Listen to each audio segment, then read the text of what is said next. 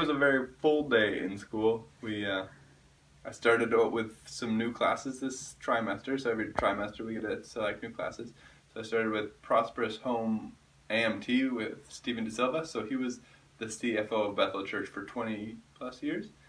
And so he kind of just shared on kingdom wealth management, I guess you would call it, but he talked more specifically about home wealth. But some of the points he made, which was really interesting, is it's not always our, like he didn't talk about our job of making money, but rather when we reach a point, instead of going back down in our wealth, whenever God blesses us, that we spend it all, and then God needs to bless us again. Then when God blesses us, we hit this test and pass the test and maintain the wealth that God has blessed us with, and then He'll bless us with more, and we keep going up from there. So it was very interesting in that idea of being, it's all more about stewardship, stewarding what you do have and managing it and not letting it, so increasing your capacity rather than just trying to earn more and to invest and do all these things to grow your wealth, but rather just maintaining it and let God grow your wealth. Also, I started Rich Smith's Women in Ministry class. It is amazing. I don't know how I can bring it all here because it's just so much information. So I'm just going to say it's really cool. And if anybody's interested in women in ministry and that kind of thing, to talk to me, to contact me, I would love to talk about it. Today in school, we had a revival group, and this week Joel, he got a bunch of us to speak, and so I was called up first, and I was given the object of a little toy train, and I kind of just had to preach on that for 3 minutes, which was very, very much so out of my comfort zone. But the train was red and had some numbers on it, and so I kind of attributed the red to love and spoke on 1 John 4:18, which is perfect love casts out fear, and then I talked about how a train has to go on tracks, and so when we're on track with God, we're going in the right direction. That had some numbers on it that I kind of attributed to a date, and so just like we have to be running towards what God has for us in the future. And then so that was done, and I was so relieved. But then very last, he wanted me to come up and speak again, and so I just got to speak on whatever, which was much easier than speaking on a toy train. But then I just kind of spoke about God's perfect love for us, and that whenever we accept that love, like, everything is done. And so, like, whether you need money or whether you need food or anything, like, perfect love casts out fear. And so, like, any fear that you have that you might not have enough, God is going to cast out, and He's going to provide for us. So it's 12:30 and school starts at 12:45. This is the latest I have ever been to school. So I have to park at the very back of the parking lot. But on the plus side, I get to see Chris's car, so that's always a bonus. So today in school, Chris Valentin was talking about kind of complex issues and what we get to do about them. I found it very interesting because he's like, it's easy to be really opinionated about something if you're not connected to it.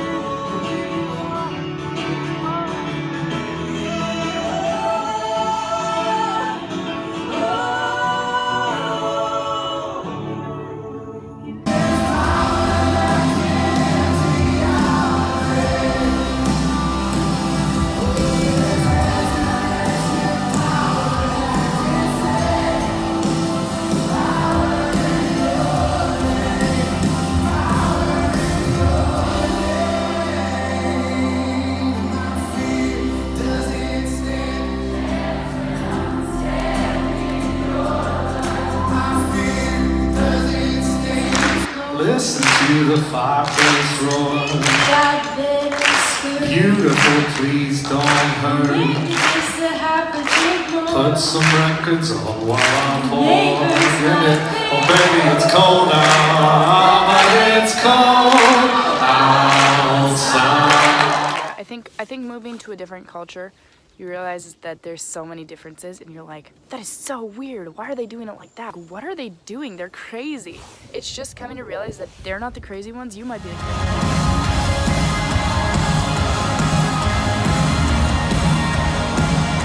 Who cares if you're working at Walmart? Who cares if you're in full-time ministry in a war zone? The point is not your occupation. The point is, who are you becoming? Who are you becoming in God? And so Jesus said, who do you say I am? Simon Peter answered, you're the Messiah. Ding, ding, ding. All of heaven is like, finally. The angels are like, God. Took him a while, but he got it. So Jesus said, blessed are you, Simon of Jonah, for this is not revealed to you by flesh and blood, but by my Father. And I tell you, because you correctly identify who I am, I'm going to identify who you are. You are Peter, and on this rock I'll build my church. The gates of hell will not overcome it. I will give you the keys of the kingdom. Whatever you bind on earth will be bound in heaven. Whatever you loose on earth will be loosed in heaven. And that's like, you know, that's sort of like, yeah, Christian, overcome, dominate. Problem. Arthritis, okay? Give me a inconvenient situation for arthritis to show up. Airplane. Ooh, airplane. What about the airplane? Going down. In the laboratory. Say that again? The laboratory. Oh, trying to get into the laboratory door, and you got arthritis. Ba-dum-dum, ba-dum-dum, ba-dum-dum. I'm sitting in my seat, Da-dum-dum. and I'm feeling like I gotta pee. Oh, I'm feeling like I gotta pee. She's got to be. So I get on up, Da-dum-dum, and I walk to the lavatory, but my bones is locked. I gotta get to the door, Get please. to the door. Get to the door, Get to the please. door. I gotta get to the door, Get to the please. door. But my bones is locked. I gotta get to the door, Get to the please. door. And there's a line. Yo, there's a line. And there's a line. Oh, there's a line. Long. I gotta Ba-boom-boom. But when I get to the door, I feel the Lord. I don't have arthritis no more.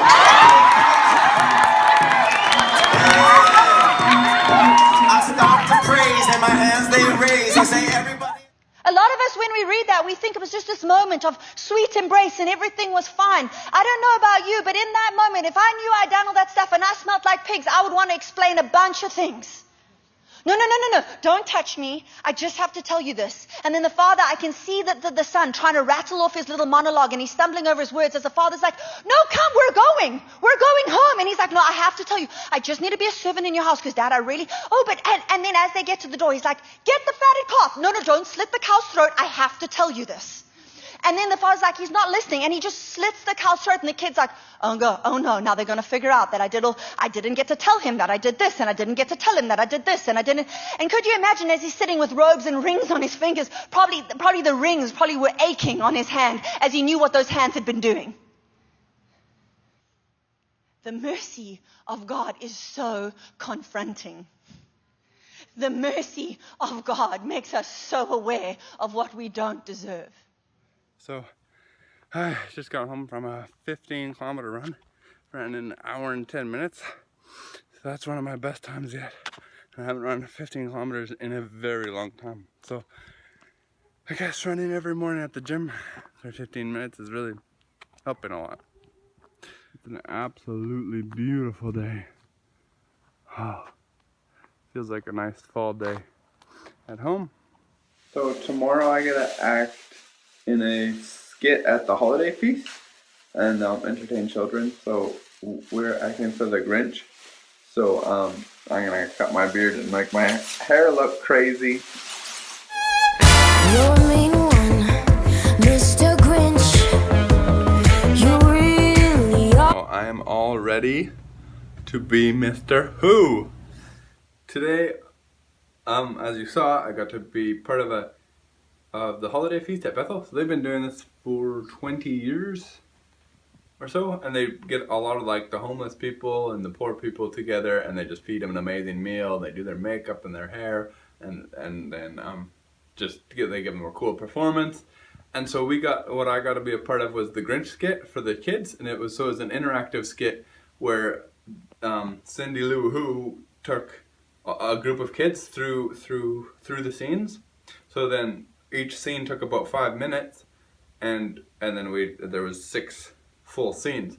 So it was actually quite long for the people going through. They kind of rewrite the story, so it's the Grinch story, and then the Grinch actually learns about Christmas, the real reason of Christmas, and then gets saved, and that's how his heart grows. And then so through that whole story, we get to lead the children and their parents who came with them to Jesus. So I would like you to meet my friend, the Grinch. Go away! He's quite unhappy about this Christmas. Oh, come on, season. Mr. Grinch. Be happy. Jesus loves you. Does he? He could change my whole outlook on life. Really? No, go away. That's not very nice. That's not very nice. I'm a whole new man. Well, bam. It finally feels like fall, guys. It's like 20 degrees. The sun is warm and it's beautiful. So.